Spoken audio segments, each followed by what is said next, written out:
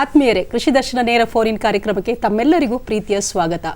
ಹಾಲು ಅಂದಾಕ್ಷಣ ಪ್ರತಿಯೊಬ್ಬರಿಗೂ ಕೂಡ ನೆನಪಾಗೋದು ಹಾಲು. ಪ್ರತಿಯೊಬ್ಬರ ಮನೆಯಲ್ಲೂ ಬೆಳಿಗ್ಗೆಯಿಂದ ಸಂಜೆಯ ತನಕ ಅದು ಖಂಡಿತ ಇರಲೇಬೇಕಾಗತ್ತೆ. ಹಾಲಿನ ಉತ್ಪನ್ನಗಳಿರಬಹುದು, ಹಾಲನ್ನು ನಾವು ಬಳಸುವ ರೀತಿ ಇರಬಹುದು. ಹಾಲು ಇಲ್ಲದ ಮನೆ ಇಲ್ಲ ಅಂತ ಹೇಳಿದ್ರೆ ಖಂಡಿತ ತಪ್ಪಾಗಲಿಕ್ಕಿಲ್ಲ. ಹಾಗಾಗಿ ಇವತ್ತು ಈ ವಿಶೇಷವಾದ ದಿನ, ರಾಷ್ಟ್ರೀಯ ಹಾಲು ದಿನದ ಅಂಗವಾಗಿ ಹಾಲಿನ ಮಹತ್ವ ಮತ್ತು ಅದರಿಂದ ಯಾವ ಯಾವ ರೀತಿಯ ಒಂದು ಉತ್ಪನ್ನಗಳನ್ನು ನಾವು ಮಾಡಬಹುದು, ಹಾಗೆ ಇದು ಉದ್ಯಮಕ್ಕೆ ಹೇಗೆ ಸಹಕಾರಿ ಅನ್ನೋದರ ಬಗ್ಗೆ ನಮ್ಮ ಜೊತೆಗೆ ಮಾತಾಡಬೇಕು ಅಂತ ತಜ್ಞರು ಇದ್ದಾರೆ. ಅವರು ಡಾಕ್ಟರ್ ಎಚ್ ಅರುಣ್ ಕುಮಾರ್, ಪ್ರಾಧ್ಯಾಪಕರು, ಹೈನು ತಾಂತ್ರಿಕ ವಿಭಾಗ, ಹೈನು ಮಹಾವಿದ್ಯಾಲಯ, ಹೆಬ್ಬಾಳ. ಸರ್, ಕಾರ್ಯಕ್ರಮಕ್ಕೆ ಸ್ವಾಗತ. Thank you madam. ಹಾಗೆ ಸರ್, ಇವತ್ತು ಹಾಲು ದಿನದ ಒಂದು ವಿಶೇಷ ದಿನ ಇದು. ಹಾಲಿನ ಉತ್ಪನ್ನಗಳ ಬಗ್ಗೆ ಮಾತಾಡ್ತೀವಿ, ಹಾಗೆ ಈ ಹಾಲಿನ ಉದ್ಯಮ ನಮಗೆ ಎಷ್ಟು ಸಹಕಾರಿ ಅನ್ನೋದರ ಬಗ್ಗೆ ಮಾತಾಡ್ತೀವಿ. ಮೊದಲನೇದಾಗಿ ಹೆಚ್ಚಾಗಿ ನಾವು ಕೇಳಿಸ್ಕೊಳ್ತಾ ಇದ್ದೀವಿ ಆರ್ಗ್ಯಾನಿಕ್ ಮಿಲ್ಕ್, ಅದನ್ನು ಜಾಸ್ತಿ ಬಳಸಿ ಅಂತಿದ್ದಾರೆ. ಹಾಗಾಗಿ ನನ್ನ ಮೊದಲ ಪ್ರಶ್ನೆ ಅಂದರೆ, ಆರ್ಗ್ಯಾನಿಕ್ ಹಾಲು ಮತ್ತು ಮಾಮೂಲಿ ಹಾಲು ಇದರ ನಡುವೆ ಇರುವ ವ್ಯತ್ಯಾಸ ಏನು ಸರ್? ಮೊದಲನೇದಾಗಿ ನಾನು ನಿಮಗೆ ಚಂದನ ವಾಹಿನಿಯ ಎಲ್ಲ ಸಿಬ್ಬಂದಿ ವರ್ಗದವರಿಗೆ ಹಾಗೂ DD1 ಚಂದನ ವಾಹಿನಿಯ ವೀಕ್ಷಕರಿಗೆ ರಾಷ್ಟ್ರೀಯ ಹಾಲು ದಿನದ ಶುಭಾಶಯಗಳನ್ನು ಹೇಳ್ತೀನಿ. ಇದೇ ಸಂದರ್ಭದಲ್ಲಿ ಡಾಕ್ಟರ್ ವರ್ಗೀಸ್ ಕುರಿಯನ್ ಅವರ ಹುಟ್ಟುಹಬ್ಬ ಇವತ್ತು. ಹೌದು, ಅವ್ರಿಗೂ ಕೂಡ ನಾನು ಇವತ್ತು ನಮನಗಳನ್ನು ಸಲ್ಲಿಸ್ತಾ ಇದ್ದೀನಿ. ಹಾಲಿನ ಕ್ರಾಂತಿಯನ್ನು ಮಾಡಿದವರು ವರ್ಗೀಸ್ ಕುರಿಯನ್ ಅವರು. ಅವರ ಒಂದು ಜನ್ಮದಿನದ ನೆನಪಿಗಾಗಿ ಒಂದು ವಿಶೇಷವಾದ ದಿನವನ್ನು ನಾವು ಆಚರಣೆ ಮಾಡ್ತಾ ಇದ್ದೀವಿ. ಹಾಗಾಗಿ ಸರ್, ಈಗ ನಾನು ಆಗಲೇ ಕೇಳಿದ ಹಾಗೆ ಆರ್ಗ್ಯಾನಿಕ್ ಹಾಲು ಮತ್ತು ಮಾಮೂಲಿ ಹಾಲು, ಇದಕ್ಕೆ ವ್ಯತ್ಯಾಸ ಏನಿದೆ? ಆರ್ಗಾನಿಕ್ ಹಾಲು ಅಥವಾ ಸಾವಯವ ಹಾಲು ಅಂದರೆ, ಈ ಆರ್ಗಾನಿಕ್ ಹಾಲಲ್ಲಿ ಆಂಟಿಬಯೋಟಿಕ್ಸ್ ಇರಬಾರ್ದು, ರಾಸಾಯನಿಕ ವಸ್ತುಗಳು ಯಾವುದೂ ಇರಬಾರ್ದು. ಅಂದರೆ ಕೀಟನಾಶಕ ಇರ್ಬೋದು, ಕ್ರಿಮಿನಾಶಕ ಇರ್ಬೋದು, ಯಾವುದೇ ಒಂದು ಕೆಮಿಕಲ್ಸ್ ಅಲ್ಲಿ ಇರಬಾರ್ದು. ಮತ್ತು ಅದೇ ರೀತಿ ಹಸುಗೆ ಕೊಡ್ತಕ್ಕಂಥ ಮೇವು ಏನಿದೆ ಅದು ಆರ್ಗಾನಿಕ್ ಫಾರ್ಮಿಂದ ಕೊಟ್ಟಿರಬೇಕು. ಮತ್ತು ಅದಕ್ಕೆ ಹಸುಗೆ ಕೊಡ್ತಕ್ಕಂಥ ನೀರೇನಿದೆ ಅದು ಕುಡಿಯೋದಕ್ಕೆ ಯೋಗ್ಯವಿದೆಯೋ ಇಲ್ಲವಂತ ಅದನ್ನು ಕಂಡುಹಿಡಿದ ನಂತರ ಅದನ್ನು ನಾವು ಹಸುಗಳಿಗೆ ಕೊಟ್ಟು ಕುಡಿಸಿದಾಗ ಮತ್ತು ಅದರಿಂದ ಬರ್ತಕ್ಕಂಥ ಹಾಲನ್ನು ನಾವು ಆರ್ಗಾನಿಕ್ ಹಾಲು ಅಂತ ಕರಿಬೋದು.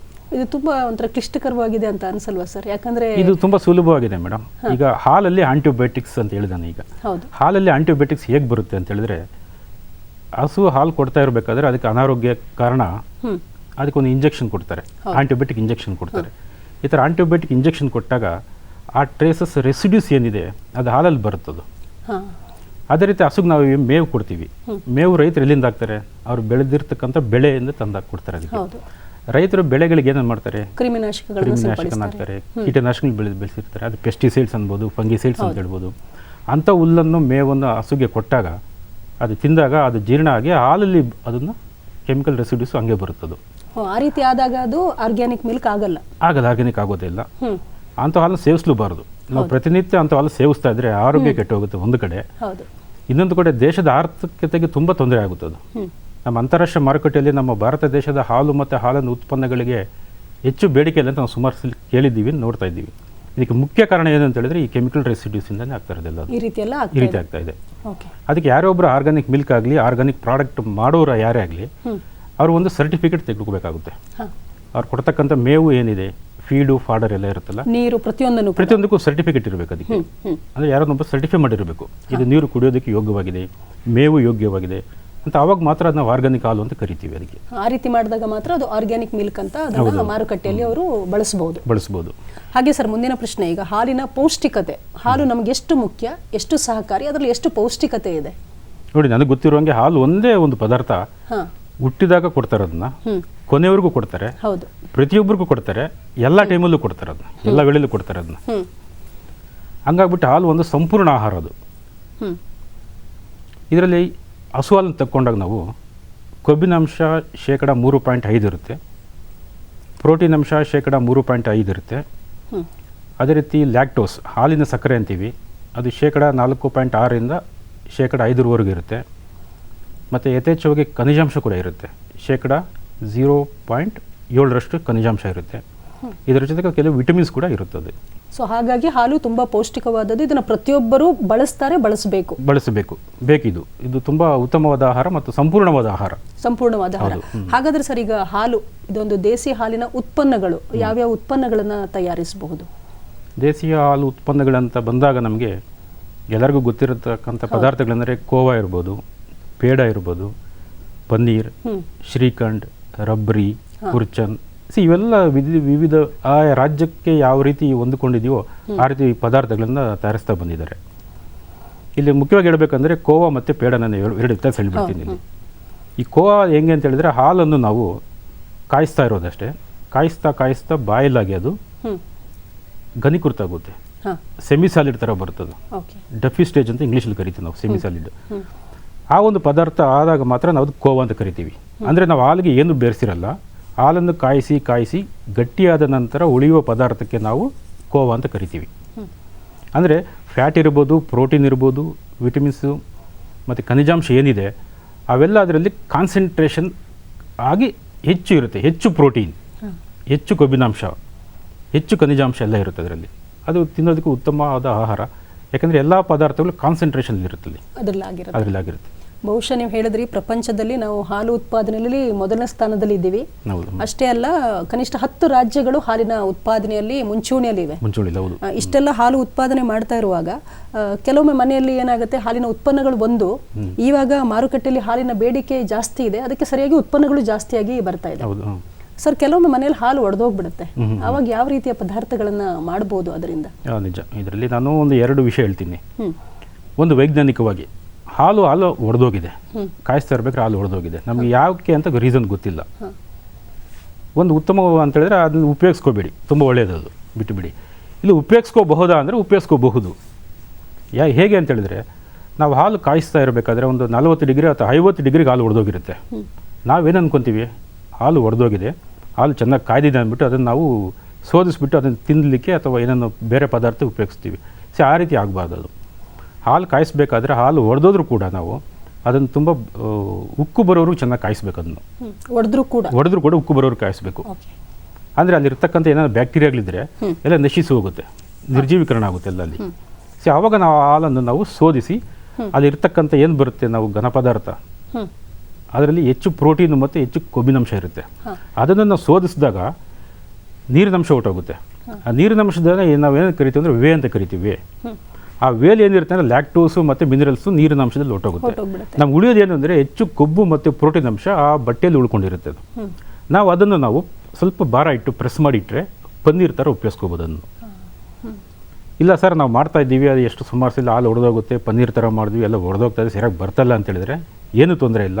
ಆ ಒಡೆದೋಗಿರೋ ಹಾಲಿಗೆ ನೀವು ಒಂದು ಮೊಟ್ಟೆನೋ ಅಥವಾ ಬೇರೆ ಇನ್ನೊಂದು ಕಾಳು ಅಥವಾ ಏನೊಂದು ಬೆರೆಸಿ ಉಪ್ಪು ಖಾರ ಮತ್ತು ಮೆಣಸಿನಕಾಯಿನ ಹಾಕಿ ಸ್ವಲ್ಪ ರುಚಿಕರವಾಗಿ ಪದಾರ್ಥವನ್ನು ತಯಾರಿಸಿ ಅದನ್ನ ತಿನ್ನೋದ್ರಿಂದ ಏನು ತೊಂದರೆ ಕೂಡ ಇಲ್ಲ. ಬಹುಶಃ ಈ ರೀತಿ ಉತ್ಪನ್ನ ಮಾಡಿದ್ರೆ ಮಕ್ಕಳಿಗೂ ಕೂಡ ಇಷ್ಟ ಆಗುತ್ತೆ. ಹೌದು, ನಿಜ. ಯಾವ ಟೇಸ್ಟ್ ಬೇಕೋ ಆ ರೀತಿ ನಾವು ಬೇಕಾದ್ರೆ ಸ್ಪೈಸಿಯಾಗಿ ಕೂಡ ಮಾಡ್ಕೋಬಹುದು. ದಿಢೀರ್ ಅಂತ ಮಕ್ಕಳಿಗೆ ಒಂದು ಪದಾರ್ಥವನ್ನು ಮಾಡಿಕೊಡ್ಬೋದು ಹಾಲಿನ ಉತ್ಪನ್ನಗಳಿಂದ. ಹಾಗೆಯೇ ಸರ್, ಇನ್ನೊಂದು, ಈಗ ಹೆಚ್ಚಾಗಿ ಹೇಳ್ತಾರೆ ಹಾಲು ಆರೋಗ್ಯಕ್ಕೆ ಸಹಕಾರಿ, ಆದರೂ ಕೂಡ ಹೆಚ್ಚು ಹಾಲು ಕುಡಿದ್ರೆ ದಪ್ಪ ಆಗ್ತಾರೆ, ತೂಕ ಜಾಸ್ತಿ ಆಗುತ್ತೆ ಅನ್ನೋ ಒಂದು ಮಿತ್ತಿದೆ. ಇಲ್ಲ, ಅದು ಸುಳ್ಳು. ಅದು ಸುಳ್ಳು. ಹಾಲು ಆ ರೀತಿ ಏನೂ ಇಲ್ಲ. ಹಾಲಲ್ಲಿ ಸಂಪೂರ್ಣವಾದ ಅಂಶಗಳೇನಿದೆ ನಮಗೆ ಎಷ್ಟು ಬೇಕೋ ಅಷ್ಟು ಪ್ರಮಾಣದಲ್ಲಿ ಮಾತ್ರ ಇದೆ. ಈಗ ಹಸು ಹಾಲು ಮತ್ತು ನಮ್ಮ ತಾಯಿ ಹಾಲು ಅಥವಾ ಮನುಷ್ಯರ ಹಾಲು ಏನು ಹೇಳ್ತೀವಿ ನಾವು, ಎರಡಕ್ಕೂ ಹೆಚ್ಚು ವ್ಯತ್ಯಾಸ ಏನಿಲ್ಲ. ವ್ಯತ್ಯಾಸ ಇರೋದು ಲ್ಯಾಕ್ಟೋಸ್ ಕಂಟೆಂಟ್ ಮಾತ್ರ ಒಂದು ವ್ಯತ್ಯಾಸ ಇದೆ. ಹಸು ಹಾಲಲ್ಲಿ ಲ್ಯಾಕ್ಟೋಸು 4.6ರಿಂದ ಒಂದು 5% ಬರುತ್ತೆ ಶತಕ. ಅದಕ್ಕೆ ತಾಯಿ ಹಾಲಲ್ಲಿ ಲ್ಯಾಕ್ಟೋಸ್ ಅನ್ನೋದು 7% 7%ವರೆಗೂ ಬರುತ್ತೆ. ಅದೊಂದು ಡಿಫ್ರೆನ್ಸ್ ಮೇಜರ್ ಇರೋದು. ಆ ರೀತಿ ಆಗಿರೋದ್ರಿಂದ ನಾವು ತೂಕ ಜಾಸ್ತಿ ಆಗುತ್ತೆ ಅನ್ನೋದು ಇಲ್ಲ, ಸುಳ್ಳೋದು. ಹಾಗೇನೆ ಇನ್ನೊಂದು ಸರ್, ಈಗ ಪ್ರೋಬಯೋಟಿಕ್ ಹಾಲಿನ ಉತ್ಪನ್ನಗಳು, ಅದ್ರ ಬಗ್ಗೆ ಸ್ವಲ್ಪ ಮಾಹಿತಿ ನೀಡ್ತೀರಾ? ಪ್ರೋಬಯೋಟಿಕ್ ಉತ್ಪನ್ನಗಳು ಈಗ ನಾವು ಮಾರ್ಕೆಟಲ್ಲಿ ನೋಡ್ತಾ ಇದ್ದೀವಿ. ಪ್ರೋಬಯೋಟಿಕ್ ದಹಿ ಅಂತಾರೆ, ಪ್ರೋಬಯೋಟಿಕ್ ಚೀಸ್ ಅಂತ ಇದ್ದಾರೆ, ಪ್ರೋಬಯೋಟಿಕ್ ಯೋಗರ್ಟ್ ಅಂತ ಇದ್ದಾರೆ. ಈ ಪ್ರೋಬಯೋಟಿಕ್ ಅನ್ನೋದು ಅದೊಂದು ಬ್ಯಾಕ್ಟೀರಿಯಾ ಅಷ್ಟೇ. ಪ್ರೋಬಯೋಟಿಕ್ ಅಂದರೆ ಪ್ರೋ ಅಂದರೆ ಫಾರ್ ಲೈಫ್ ಅಂತ. ನಮ್ಮ ಲೈಫ್ ಮತ್ತು ನಮ್ಮ ಲೈಫ್ ಸ್ಪ್ಯಾನ್ ಏನಿದೆ, ಆಯಸ್ಸು ಜಾಸ್ತಿ ಆಗುತ್ತೆ ಅದು ತಿಂದರೆ ಕುಡಿದ್ರೆ ಅಂತ. ಅದು ಹೇಗೆ ಅಂತ ಹೇಳಿದರೆ, ಈಗ ನಾವು ತಿಂತಕ್ಕಂಥ ಪದಾರ್ಥ ಮತ್ತು ಮೊಸರು ಇರ್ಬೋದು, ಬೇರೆ ಲಸ್ಸಿ ಇರ್ಬೋದು, ಅದರಲ್ಲಿ ನಾವು ಎಪ್ಪಾಕಿ ಮಾಡಿರ್ತೀವಿ. ಅದನ್ನು ತಿಂದಾಗ ನಾವು ಜೀರ್ಣಕ್ರಿಯೆಯಲ್ಲಿ ಇರುತ್ತದು, ಅದು ಸಂಪೂರ್ಣವಾಗಿ ಪಾಲ್ಗೊಳ್ಳಲ್ಲ. ಅದು ನಾವು ಅದೇ ಪ್ರೋಬಯೋಟಿಕ್ ಬ್ಯಾಕ್ಟೀರಿಯಾ ಅಂತ ಕರಿತೀವಲ್ಲ, ಸ್ಪೆಷಲ್ ಬ್ಯಾಕ್ಟೀರಿಯಾ ಯೂಸ್ ಮಾಡ್ತಾರೆ ಅಲ್ಲಿ. ನಾವು ಮೊಸರು ಮಾಡಬೇಕಾದ್ರೆ ಒಂದು ಕಾಮನ್ ಕಲ್ಚರ್ ಹಾಕಿ ಅಥವಾ ಎಪ್ಪಾಕಿ ನಾವು ಮಾಡ್ತೀವಿ. ಈ ಪ್ರೋಬಯೋಟಿಕಲ್ಲಿ ಸೆಲೆಕ್ಟೆಡ್ ಬ್ಯಾಕ್ಟೀರಿಯಾಗಳು ಮಾತ್ರ ನಾವು ಅದನ್ನು ಉಪಯೋಗಿಸಿ ಯೋಗರ್ಟ್ ಮತ್ತು ದಹಿನ ಮಾಡ್ತೀವಿ ನಾವು. ಆ ರೀತಿ ಮಾಡಿದಾಗ ಆ ಬ್ಯಾಕ್ಟೀರಿಯಾಗಳು ಏನಂತ ಹೇಳಿದ್ರೆ, ಪ್ರೋಬಯೋಟಿಕ್ ಬ್ಯಾಕ್ಟೀರಿಯಾ ನಾವು ತಿಂದಾಗ್ಲಿಂದ ಹಿಡಿದು ಜೀರ್ಣಕ್ರಿಯೆ ಮುಗಿದ್ರೂ ಕೂಡ ಆ ಬ್ಯಾಕ್ಟೀರಿಯಾ ಲೈವ್ಲಿ ಆಗಿರುತ್ತದು. ಹಂಗಾಗ್ಬಿಟ್ಟು ನಮಗೆ ರೋಗ ಬರ್ತಕ್ಕಂಥ ಬ್ಯಾಕ್ಟೀರಿಯಾಗಳಿಗೆ ಜಾಗ ಇರಲ್ಲ ನಮ್ಮ ಶರೀರದಲ್ಲಿ. ನಮ್ಮ ಬಾಡಿ ಎಲ್ಲ ನಮ್ಮ ಜೀರ್ಣಕ್ರಿಯೆಯಲ್ಲಿ ಎಲ್ಲ ಪ್ರೋಬಯೋಟಿಕ್ ಬ್ಯಾಕ್ಟೀರಿಯಾನು ತುಂಬಿಕೊಂಡಿರುತ್ತೆ. ಈ ಬ್ಯಾಕ್ಟೀರಿಯಾ ಸಂಖ್ಯೆ ಕಮ್ಮಿ ಆದಾಗ ಅಥವಾ ನಮಗೆ ಫ್ರೆಂಡ್ಲಿ ಬ್ಯಾಕ್ಟೀರಿಯಾ ಅಂತ ಏನು ಕರಿತೀವಿ ಅದು ಕಮ್ಮಿ ಆದಾಗ ನಮಗೆ ರೋಗ ಬರ್ತಕ್ಕಂಥ ಬ್ಯಾಕ್ಟೀರಿಯಲ್ ಜಾಸ್ತಿ ಆದಾಗ ನಮಗೆ ಜ್ವರ ಬರೋದು ಅಥವಾ ಬೇರೆ ನಮಗೆ ಅನಾನುಕೂಲ ಆಗೋದು ತಪ್ಪತ್ತೆ. ಒಂದು ರೀತಿ ರೋಗ ನಿರೋಧಕ ಅಂತಾನೆ ಹೇಳ್ಬೋದು. ಡೆಫಿನೆಟ್ ಆಗಿ ರೋಗ ನಿರೋಧಕ. ಹೌದು. ಹಾಗೆಯೇ ಸರ್, ಕೆಲವೊಂದು ನಾವು ಹಲವಾರು ಈ ಅಂಗಡಿಗಳಲ್ಲಿ ಮಾರುಕಟ್ಟೆಗಳಲ್ಲಿ ತುಂಬಾ ದಿನ ಸ್ಕಿಮ್ಡ್ ಮಿಲ್ಕ್ ಇರ್ಬೋದು, ಬೇರೆ ಬೇರೆ ಹಾಲಿನ ಉತ್ಪನ್ನಗಳು ತುಂಬಾ ದಿನ ಇಟ್ಟಿರ್ತಾರೆ. ಅದನ್ನು ಬಳಸೋದು ಸೂಕ್ತ ಅನ್ಸುತ್ತಾ ನಿಮಗೆ? ನಾವು ಲೇಬಲ್ ನೋಡಬೇಕಾಗುತ್ತಲ್ಲಿ. ಈಗ ಬೆಸ್ಟ್ ಬಿಫೋರ್ 6 months ಇದೆಯೋ, ಬೆಸ್ಟ್ ಬಿಫೋರ್ 3 months ಇದೆಯೋ ನೋಡಬೇಕಾಗುತ್ತೆ. ಫಸ್ಟ್ ಪಾಯಿಂಟ್ ಅದು ನೋಡ್ಕೋಬೇಕು. ಆ ಸೀಲು, ಕಂಡೀಷನ್, ಪ್ಯಾಕೇಜಿಂಗ್ ನೋಡಬೇಕು. ಅದು ಕಂಡೀಷನ್ ಹೆಂಗಿದೆ ಅಂತ, ಅದು ಬ್ರೇಕ್ ಆಗಿದೆಯೋ ಅಥವಾ ಡೆಂಟ್ ಆಗಿದೆಯೋ ನೋಡ್ಬೇಕು. ಅದನ್ನ ಇಲ್ಲ ಏನೂ ಆಗಲಿ ಎಲ್ಲ ಚೆನ್ನಾಗಿದೆ ಅಂತ ಹೇಳಿದರೆ, ಎಲ್ಲಿತ್ತಿನ ಡೇಟ್ ಇದೆ ಅಂತ ಹೇಳಿದರೆ ನಮಗೆ ಗೊತ್ತು ಇದು ಆಲ್ರೆಡಿ 2 ತಿಂಗಳು ಸ್ಟೋರ್ ಮಾಡಿದ್ದಾರೆ ಅಂತ. ಆ ರೀತಿ ಇರ್ತಕ್ಕಂಥ ಪದಾರ್ಥಗಳನ್ನ ನಾವು ಡೈರೆಕ್ಟಾಗಿ ಉಪಯೋಗಿಸಬಾರ್ದು. ಅದನ್ನು ನಾವು ಬಿಸಿ ಮಾಡಿನೇ ನಾವು ಅದನ್ನು ಉಪಯೋಗಿಸ್ಕೋಬೇಕಾಗುತ್ತದೆ. ಹಾಲಿನ ಪೌಡರ್ ಇರ್ಬೋದು ಅಥವಾ ಏನೇ ಬೇರೆ ಪದಾರ್ಥ ಇರ್ಬೋದು. 2 ತಿಂಗಳು 3 ತಿಂಗಳು ಅಥವಾ ವಾರಾನುಗಟ್ಟಲೆ ನಾವು ಶೇಖರಣೆ ಮಾಡಿ ಉಪಯೋಗಿಸ್ಕೊಳ್ಳೋಕ್ಕಿಂತ ಮುಂಚೆ ಅದನ್ನು ನಾವು ಬಿಸಿ ಮಾಡಿ ತಿನ್ನೋದ್ರಿಂದ ಏನು ತೊಂದರೆ ಆಗಿಲ್ಲ. ಹಾಗೆಯೇ ಇನ್ನೊಂದು ಸರ್, ಈಗ ಹಾಲಿನ ಪೌಡರ್ ಅಂತ ಹೇಳ್ತೀವಿ. ಹಾಲಿನ ಪೌಡರ್ನ ಬಳಸಿ ಕೆಲವೊಮ್ಮೆ ಮಕ್ಕಳಿಗೆ ನಾವು ಹಾಲನ್ನ ನೀರು ಹಾಕಿಬಿಟ್ಟು ಕೊಡ್ತೀವಿ, ಅದನ್ನು ಬೇರೆ ಬೇರೆ ಇದಕ್ಕೆ ಬಳಸ್ತೀವಿ. ಅದು ಕೂಡ ಆರೋಗ್ಯಕ್ಕೆ ಒಳ್ಳೆಯದು ಅಂತ ನಿಮ್ಮ ಅಭಿಪ್ರಾಯನ ಹೇಗೆ? ಈಗ ಹಾಲು ಕೆಲವು ಕಡೆ ಸಿಗೋದಿಲ್ಲ. ನೀವು ಹಿಲ್ ಸ್ಟೇಷನ್ ಕಡೆ ಹೋದರೆ ಅಥವಾ ಬೇರೆ ಐಲ್ಯಾಂಡ್ಸ್ ಕಡೆ ಎಲ್ಲ ಹೋದಾಗ ಅಲ್ಲಿ ನಮಗೆ ಬೆಂಗಳೂರಲ್ಲಿ ಸಿಗ್ದಂಗೆ ಹಾಲು ಪಾಕೆಟಲ್ಲಿ ಸಿಗಲ್ಲ. ಅಲ್ಲೆಲ್ಲ ಈಗಲೂ ಕೂಡ ಯೂಸ್ ಮಾಡ್ತಾ ಇದ್ದಾರೆ ಏನು ಪೌಡರ್ ಹಾಲು ಅಥವಾ UHT ಮಿಲ್ಕ್ ಅಂತ 2 ಯೂಸ್ ಮಾಡ್ತಾರೆ. ಹಾಲು ಪೌಡ್ರನ್ನು ಯೂಸ್ ಮಾಡ್ಬೋದು. ಹಾಲು ಪೌಡ್ರ್ ಯೂಸ್ ಮಾಡಬೇಕಾದ್ರೆ ಏನು ಅಂತ ಹೇಳಿದ್ರೆ ನಾವು 1:7 ಅಂದರೆ 1 ಲೋಟ ಹಾಲು ಪೌಡ್ರಿಗೆ 7 ಲೋಟ ಅಷ್ಟು ನೀರನ್ನು ಮಿಕ್ಸ್ ಮಾಡ್ಕೋಬೇಕು. ಅಷ್ಟು ಡೈಲ್ಯೂಟ್ ಆಗಬೇಕು. ಮಿಕ್ಸ್ ಮಾಡಿ ಇನ್ನೊಂದು ಮುಖ್ಯವಾದ ಅಂಶ ಏನು ಅಂತ ಹೇಳಿದ್ರೆ ನಾವು ಬಿಸಿ ಮಾಡಬೇಕಲ್ಲಿ. ನಾವು ಹಾಲಿನ ಪೌಡ್ರ್ ಇದೆ, ಆ ನೀರಿದೆ ಅಂದ್ಬಿಟ್ಟು ಮಿಕ್ಸ್ ಮಾಡಿ ನಾವು ಕುಡಿಯೋಕ್ಕೆ ಹೋಗ್ಬಾರ್ದು.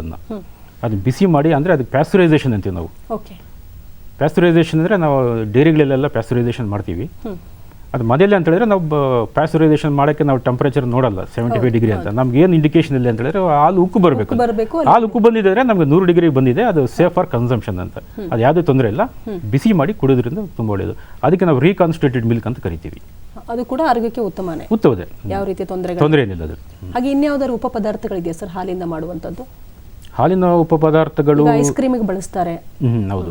ಅದೆಲ್ಲ ಹೇಗೆ? ಅದೆಲ್ಲ ಒಂದು ರೀತಿಯಲ್ಲಿ ಆರೋಗ್ಯಕ್ಕೆ ಒಳ್ಳೇದು ಅಂತಾನೆ ಅನ್ಕೊಳ್ತೀವಿ. ಆದ್ರೆ ಕೆಲವೊಮ್ಮೆ ಏನಾಗುತ್ತೆ, ತುಂಬಾ ದಿನ ಐಸ್ ಕ್ರೀಮ್ ಬಳಕೆಯಲ್ಲಿ ನಾವು ಹೋದಾಗ ಇದು ನಮ್ಮ ಆರೋಗ್ಯಕ್ಕೆ ಒಳ್ಳೇದಾ ಅಲ್ವಾ ಅನ್ನೋ ಒಂದು ಪ್ರಶ್ನೆ ಕಾಡುತ್ತೆ. ಹೌದೌದು. ಅದ್ರ ಬಗ್ಗೆ ಏನು ಹೇಳ್ತೀರಿ ಸರ್? ಈಗ ಐಸ್ ಕ್ರೀಮ್ ತಯಾರಿಸಬೇಕಾದ್ರೆ ನಮಗೆ ಸುಮಾರು ಇಂಗ್ರೀಡಿಯೆಂಟ್ಸ್ ಬೇಕಾಗುತ್ತೆ. ಹೌದು. ಒಂದು ಹಾಲು, ಕ್ರೀಮು, ಶುಗರು, ಸ್ಟೆಬಿಲೈಸರ್ಸು, ಎಮಲ್ಸಿಫೈರ್ಸು ಮತ್ತು ಹಾಲಿನ ಪುಡಿ ಕೂಡ ಬೇಕಾಗುತ್ತೆ. ಈಗ ಒಂದು ಉದಾಹರಣೆ ತಗೊಂತೀವಿ. ಹಾಲಿಗೆ ಮತ್ತೆ ಆಗಬೇಕಾದ್ರೆ ಸ್ಟೆಬಿಲೈಸರ್ಸ್ ಆ್ಯಂಡ್ ಎಮಲ್ಸಿಫೈರ್ ಅಂತ ಹೇಳಿದೆ. ಅವನ್ನೆಲ್ಲ ಏನಕ್ಕೆ ಆಡ್ ಮಾಡ್ತಾರೆ ಐಸ್ ಕ್ರೀಮಲ್ಲಿ ಅಂತ ಹೇಳಿದ್ರೆ, ಐಸ್ ಕ್ರಿಸ್ಟಲ್ಸ್ ಬರಬಾರ್ದು ಮತ್ತು ಬಾಡಿ ಟೆಕ್ಸ್ಚರ್ ಚೆನ್ನಾಗಿರಬೇಕು ಅಂತ ಎರಡನ್ನೂ ಮಿಶ್ರಣ ಮಾಡ್ತಾರೆ. ನೀವು ಹೇಳಿದ್ರೆ ಹಾಲಿನ ಉಪ ಪದಾರ್ಥಗಳು ಅಂತ. ಹಾಲಿನ ಉಪ ಪದಾರ್ಥಗಳು ಬಟರ್ ಮಿಲ್ಕ್ ಇರ್ಬೋದು, ಬಟರ್ ಮಿಲ್ಕ್ ಪೌಡರ್ ಅಂತ ಕರಿಬೋದು ಅಂತ. ಈ ಬಟರ್ ಮಿಲ್ಕ್ ಏನಿದೆ, ಬಟರ್ ಮಿಲ್ಕ್ ಪೌಡ್ರು ಸಿಗುತ್ತೆ ನಮಗೆ. ಅದೇ ರೀತಿ ವೇ ಇದೆ, ವೇ ಪೌಡರ್ ಅಂತೂ ಇದೆ, ವೇ ಪ್ರೋಟೀನ್ ಕಾನ್ಸಂಟ್ರೇಟ್ ಅಂತ ಇದೆ. ವೇ ಪ್ರೋಟೀನ್ ಕೇಳಿರ್ಬೋದು ಎಲ್ಲರೂ. ಈ ನಾವು ಐಸ್ ಕ್ರೀಮ್ಗೆ ಹಾಕಬೇಕಾದ್ರೆ ಅಥವಾ ಬೇರೆ ಪದಾರ್ಥಕ್ಕೆ ಹಾಕಬೇಕಾದ್ರೆ ಸ್ಟೆಬಿಲೈಸರ್ಸ್, ಎಮಲ್ಸಿಫೈರ್ಸು ಅವೆಲ್ಲ ಸಿಂಥೆಟಿಕ್ ಲೋಕಲ್ಲೇ ತಂದಿರ್ತೀವಿ. ಅವು ಬರೀ ಕೆಲಸ ಮಾಡುತ್ತೆ ಅಷ್ಟೇ. ಅದು ನ್ಯೂಟ್ರಿಷನಲ್ಲಿ ವೆರಿ ಏನು ಇಲ್ಲ, ಅದರಲ್ಲಿ ಜೀರೋ ಅಂತ ಹೇಳ್ಬೋದು. ಅದರಲ್ಲಿ ಆ ಜಾಗದಲ್ಲಿ ನಾವು ಹಾಲಿನ ಉತ್ಪನ್ನಗಳಾದ butter milk powder, whey powder ಉಪಯೋಗಿಸಿದಾಗ ನ್ಯೂಟ್ರಿಷನಲ್ಲಿ ಜಾಸ್ತಿ ಆಗುತ್ತೆ. ಅದು ಪೋಷಕಾಂಶ ಜಾಸ್ತಿ ಆಗುತ್ತೆ. ಮತ್ತು ಅದು ನಮಗೆ ಬಾಡಿ ಟೆಕ್ಸ್ಚರು ಮತ್ತು ಪ್ರಾಡಕ್ಟ್ ಕ್ವಾಲಿಟಿ ಏನಿದೆ ಮತ್ತು ಓವರಾಲ್ ಅಂತ ಐಸ್ ಕ್ರೀಮಲ್ಲಿ ಏನು ಕರಿತೀವಿ ಮತ್ತು ಸ್ಟೆಬಿಲಿಟಿ ಅಂತ ಏನು ಕರಿತೀವಿ ಐಸ್ ಕ್ರೀಮಲ್ಲಿ ತುಂಬ ಚೆನ್ನಾಗಿ ಬರುತ್ತೆ ಅದರಲ್ಲಿ.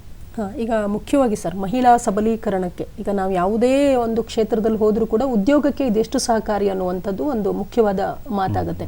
ಅದರಲ್ಲೂ ಸ್ವ ಉದ್ಯೋಗ ಹೆಚ್ಚಿನ ಮನೆಗಳಲ್ಲಿ ಇವತ್ತು ಕೂಡ ಗ್ರಾಮೀಣ ಭಾಗದಲ್ಲಿ ಹೈನುಗಾರಿಕೆ ಮುಖ್ಯವಾದ ಕಸುಬಾಗಿದೆ.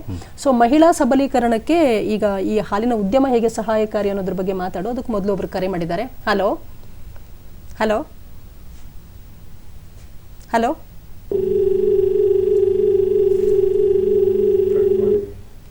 ಅವರು ಕರೆ ತಾಂತ್ರಿಕ ಕಾರಣದಿಂದ ಕಟ್ಟಾಗಿದೆ. ಹಾಂ, ಅವರು ಕರೆ ಮಾಡಿದ ಕೇಳಿದ್ದು ಅಸ್ತಮಾ ಇದೆ ಅವರಿಗೆ, ಹಾಲು ತಗೊಂಡಾಗ ಜಾಸ್ತಿ ಆಗುತ್ತಾ ಅಥವಾ ಅದರಿಂದ ತೊಂದರೆ ಇದೆಯಾ ಅಂತ ಕೇಳಿದ್ದಾರೆ. ಅಸ್ತಮಾ ಇರೋರು ಹಾಲು ಬಳಕೆ ಮಾಡ್ಬೋದಾ ಅನ್ನೋದು ಅವ್ರ ಪ್ರಶ್ನೆ. ಖಂಡಿತವಾಗಿಯೂ ಬಳಕೆ ಮಾಡಿ.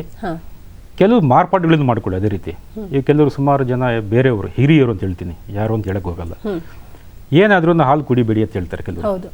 ಅದು ತುಂಬ ತಪ್ಪೋದು. ಹಾಲು ಅಮೃತ ಇದ್ದಂಗೆ. ಅದು ಬಟ್ ಕೆಲವರಿಗೆ ಆಸ್ತಮ ಇರ್ಬೋದು, ನೆಗಡಿ ಇರ್ಬೋದು, ಅಥವಾ ಬೇರೆ ಏನೇ ಇರ್ಬೋದು, ಅಂಥವ್ರು ಹಾಲು ಕುಡೀಲಿ. ಯಾಕಂದರೆ ಹಾಲು ಸಂಪೂರ್ಣ ಆಹಾರ. ಹಾಲು ಕುಡಿದಾಗ ಆಸ್ತಮ ಇರೋರಿಗೆ ಅಥವಾ ನೆಗಡಿ ಇರೋರಿಗೆ ಸ್ವಲ್ಪ ಗಂಟಲು ಕೆರೆತ ಕಂಜೆಷನ್ ಆಗ್ಬೋದು. ಅಂತರ ಹಾಲು ಪುಡಿ ಹಾಕೊಂಡು ಬಹುಶಃ ಅರಿಶಿನ ಪುಡಿ ಹಾಕೊಂಡು ಕುಡೀಲಿ. ಇಲ್ಲ ಅಂತ ಹೇಳಿದ್ರೆ ಅಲ್ಲಿ ಕೊನೆಯಲ್ಲಿ ಕುಡಿದ ಒಂದು 5 ನಿಮಿಷದ ನಂತರ ಬಿಸಿ ನೀರನ್ನು ಸ್ವಲ್ಪ ಕುಡಿದು ಗಾಗಲ್ ಮಾಡಿದ್ರೆ ತುಂಬ ಒಳ್ಳೆಯದು, ಅದು ಸರಿಯಾಗುತ್ತೆ, ಕ್ಲಿಯರ್ ಆಗುತ್ತೆ. ಚಿಕ್ಕ ಮಕ್ಳಿಗೂ ಅಷ್ಟೇ, ದೊಡ್ಡವ್ರಿಗೂ ಅಷ್ಟೇ, ಯಾರೇ ಆಗಲಿ ಆ ಥರ ಪ್ರಾಬ್ಲಮ್ ಇರೋರು ಹಾಲು ಕುಡಿದ ನಂತರ ಒಂದು 5 ನಿಮಿಷ ಬಿಟ್ಟು ಬಿಸಿ ನೀರನ್ನು ಗಾಗಲ್ ಮಾಡಲಿ, ಕ್ಲಿಯರ್ ಆಗುತ್ತೆ. ಅಲ್ಲ ಅವಾಗ ತೊಂದರೆ ಏನಾಗುತ್ತೆ. ಸೊ ಹಾಲು ಎಲ್ಲರಿಗೂ ಕೂಡ ಸಾರ್ವತ್ರಿಕವಾದಂಥ ಆಹಾರ ಅಂತ ನಾವು ಹೇಳ್ಬೋದು. ಹೌದೌದು. ಸರ್, ಈಗ ಮಹಿಳಾ ಸಬಲೀಕರಣಕ್ಕೆ ಹೈನುಗಾರಿಕೆ ಹೇಗೆ ಅಂತ ಇನ್ನೊಬ್ಬರು ಕರೆ ಮಾಡಿದ್ದಾರೆ ಈ ಹೊತ್ತಲ್ಲಿ. ಹಲೋ ಹಲೋ, ದಶರಥ್ ಅವರು ನಮಸ್ಕಾರ. ಹಲೋ ಹಲೋ, ಸ್ವಲ್ಪ ಜೋರಾಗಿ ಮಾತಾಡಿ. ದಶರಥ್ ಅವರೇ, ಸ್ವಲ್ಪ ಜೋರಾಗಿ ಮಾತಾಡಿ. ಹಲೋ, ನಾನು ಕವನ ಅಂತ ಚಾಮರಾಜನಗರದಿಂದ. ಹಾ, ಹೇಳಿ ಹೇಳಿ, ಕೇಳಿಸ್ತಿದೆ, ಹೇಳಿ. ಹಲೋ. ಹಾ, ನಾನು ಈಗ ಬ್ಯಾಲೆನ್ಸ್ ಡಯಟ್ ಕೊಟ್ಟ ಅದ್ರ ಬಗ್ಗೆ ನಾವು ಹೇಗೆ ಶೇರ್ ಮಾಡೋದು ಅಂತ ಒಂದು ಇದರಲ್ಲಿ. ಖಂಡಿತ ನಿಮ್ಮ ಪ್ರಶ್ನೆಗೆ ತಜ್ಞರು ಉತ್ತರ ಕೊಡ್ತಾರೆ. ಸರ್, ದಶರಥ ಮತ್ತು ಕವನ ಅಂತ ಇಬ್ರು ನಮಗೆ ಕರೆ ಮಾಡಿ ಹೇಳಿದ್ರು. ಅವ್ರೇನು ಹೇಳ್ತಾರೆ ಅಂದ್ರೆ ಹಾಲಿನ ಡಿಗ್ರಿ ಕಮ್ಮಿ ಬರ್ತಾ ಇದೆ, ನಾವು ಆವಾಗಲೇ ಮಾತಾಡಿದ್ವಿ. ಹಾಗೇನೆ ಫೀಡಿಂಗ್, ಅದಕ್ಕೆ ಸರಿಯಾಗಿ ಯಾವ ರೀತಿ ಆಹಾರವನ್ನು ನಾವು ಮೇವು.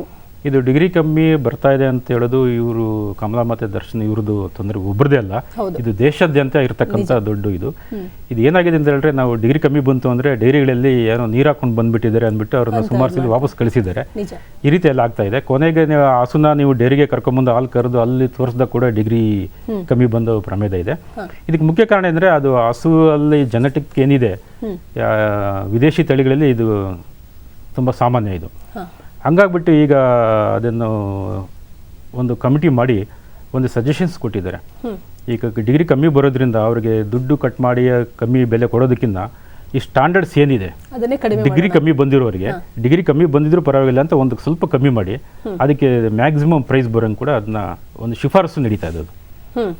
ಅದು ಈ ಡಿಗ್ರಿ ಕಮ್ಮಿ ಬರೋದ್ರಿಂದ ಇನ್ನೊಂದು ರೀತಿ ಏನಂತ ಹೇಳಿದ್ರೆ, ಹಸುಗೆ ಕೊಡ್ತಕ್ಕಂಥ ಫೀಡ್ ಏನಿದೆ, ಕೇಕ್ ಇರ್ಬೋದು, ಮಿಕ್ಸರ್ಸ್ ಇರ್ಬೋದು, ಕಾಟನ್ ಕೇಕ್ ಇರ್ಬೋದು, ಅಥವಾ ಗ್ರೌಂಡ್ನಟ್ ಕೇಕ್ ಇರ್ಬೋದು, ಅಥವಾ ಮಿನರಲ್ ಮಿಕ್ಸರ್ಸ್ ಇರ್ಬೋದು, ಇವುಗಳನ್ನು ವ್ಯತ್ಯಾಸ ಮಾಡಿಕೊಂಡು ಅದಕ್ಕೆ ಫೀಡಿಂಗಲ್ಲಿ ಮಾಡಿದಾಗ ಡಿಗ್ರಿ ಕೂಡ ಚೆನ್ನಾಗಿ ಬರುತ್ತೆ ಅವಾಗ. ಹಾಂ ಸರಿ, ಈಗ ನೀವು ಈಗ ಡಿಗ್ರಿ ಹೇಗೆ ಜಾಸ್ತಿ ಮಾಡೋದು ಅಂತ ಹೇಳಿದ್ರಿ. ಹಾಗಾಗಿ ನಮಗೀಗ ಮುಂದಿನ ಪ್ರಶ್ನೆ ಅಂದರೆ, ಉದ್ಯೋಗ ಕ್ಷೇತ್ರದಲ್ಲಿ ಹೇಗೆ ಈ ಒಂದು ಹೈನುಗಾರಿಕೆಯನ್ನು ನಾವು ಬಳಸ್ಕೊಳ್ಬೋದು, ಎಸ್ಪೆಷಲಿ ಈ ಮಹಿಳಾ ಸಬಲೀಕರಣದಲ್ಲಿ? ಹೌದು ನೋಡಿ, ಈಗ ಹಾಲು ಎಲ್ಲ ಕಡೆ ಸಿಗ್ತಾ ಇದೆ, ಅದರಲ್ಲೂ ಹಳ್ಳಿಗಳ ಯಥೇಚ್ಛವಾಗಿ ಹಾಲು ಸಿಗ್ತಾ ಇದೆ.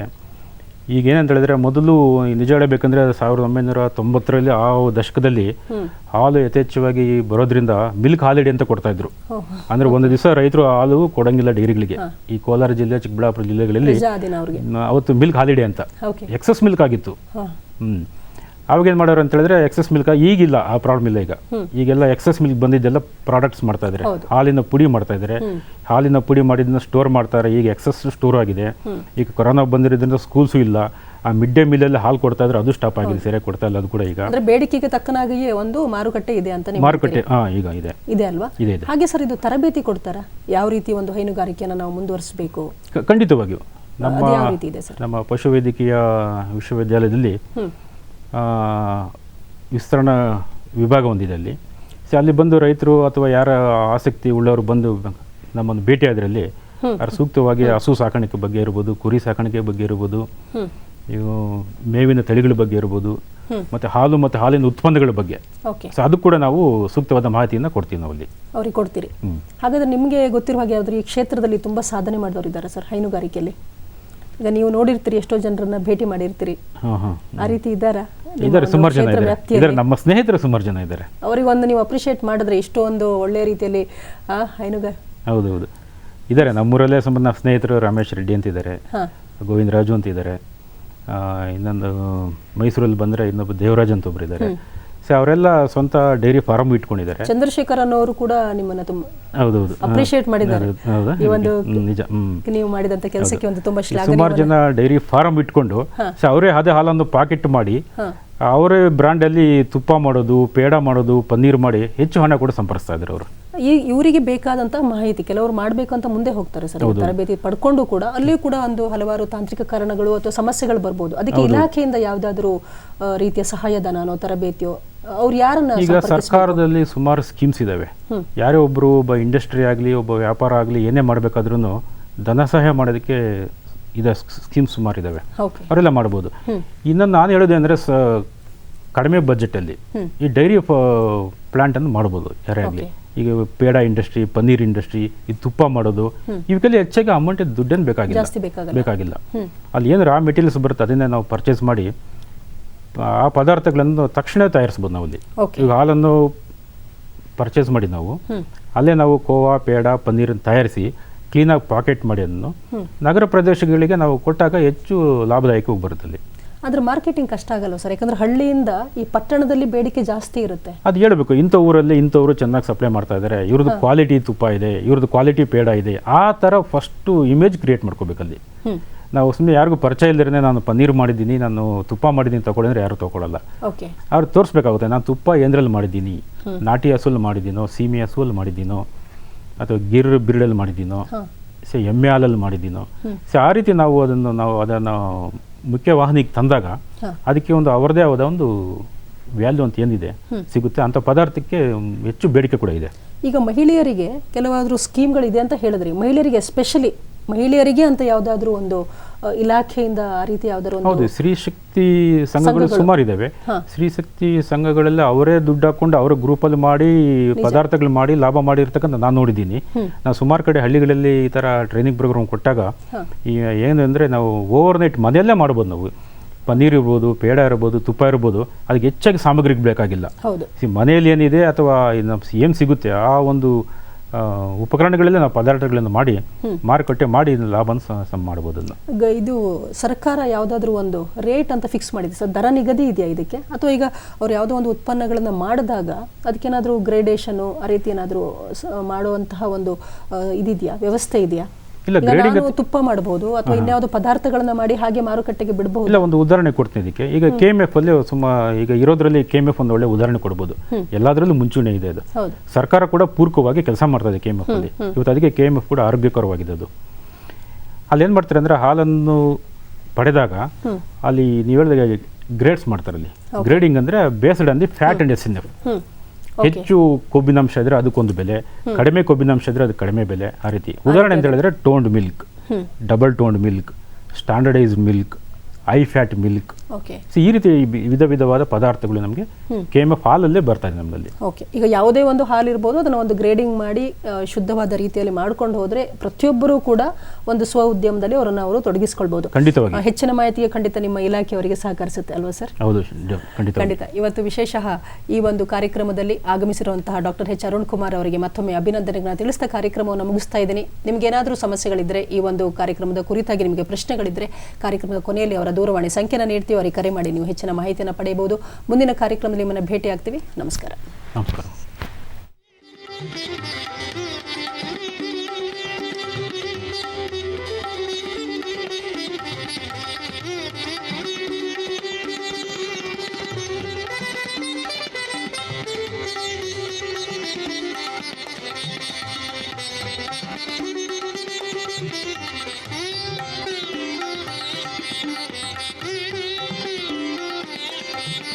Thank you.